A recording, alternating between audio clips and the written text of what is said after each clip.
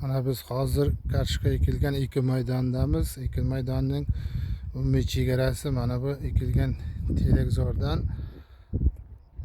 mana bu telekgacha joylashtirilgan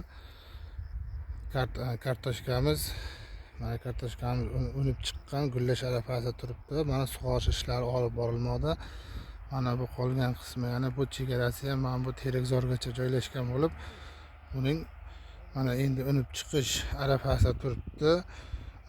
Ushbu loyiha Mikrokredit bank Chiroqchi bank xizmatlari markazi hamkorligida Qashqadaryo viloyati Chiroqchi tumani Gulobod MFI 1997 sonli konturda amalga oshirilmoqda. Bu yerda kartoshka ekilgan maydon hajmi jami 10 gektar bo'lib, bu yerdagi ekinlar zamonaviy usullar bilan parvarishlanmoqda. Hozirda ekinlar unib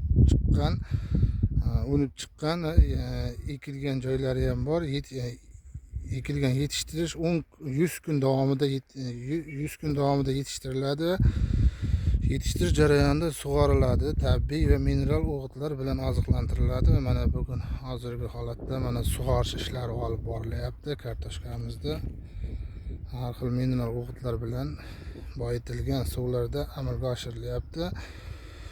Ushbu loyihaga 16 ta dehqon xo'jaliklari biriktirilgan. Har bir dehqon uchun o'rtacha 0,56 gektardan yer maydoni to'g'ri keladi. Loyihani samarali amalga oshirish uchun lider tadbirkor Gulobod asl mahsulotlari ishlab chiqarish korporativ biriktirilgan.